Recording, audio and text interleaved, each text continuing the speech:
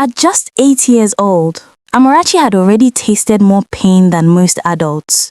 Losing her parents in a tragic accident left her world empty until her mother's sister, Auntie Rose, took her in. At first, life felt warm again. Auntie Rose treated Amarachi like her own child, buying her little dresses, packing her lunchbox with love, and hugging her whenever she had nightmares.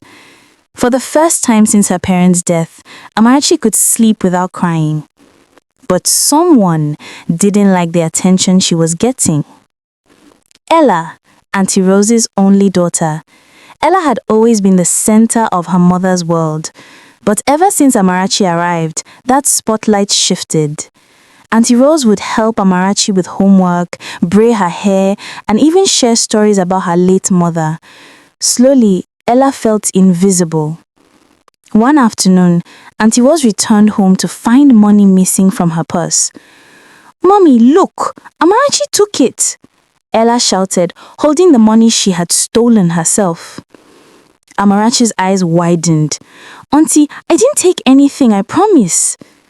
But Ella burst into fake tears, holding her mother tight. "She wants to take you away from me." Auntie Rose's heart hardened instantly.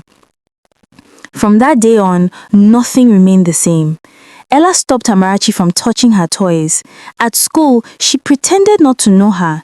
She told classmates, "Don't talk to her, she's a thief." Amarachi would sit alone during break, watching other children laugh. She tried to smile, but her heart felt heavy. At home, the real suffering began. "Amarachi, sweep the whole compound. Wash these clothes. Clean the kitchen again. It's still dirty." Ella would add more clothes to the pile, smirking as Amarachi struggled with tiny hands, her tears falling into the soapy water. At night, Amarachi cried silently on her thin mattress, hugging the small necklace her mother gave her. "Mommy, Daddy, I wish you were here." Auntie Rose grew colder each day, blinded by Ella's lies. But God didn't sleep. One Saturday morning, Auntie Rose overheard two children outside talking. "Ella said Amarachi's a thief." "That's not true," another replied. "I saw Ella stealing money in class last week." Auntie Rose froze. Later that afternoon, she walked past Ella's room and stopped. Ella was on the phone bragging to her friend.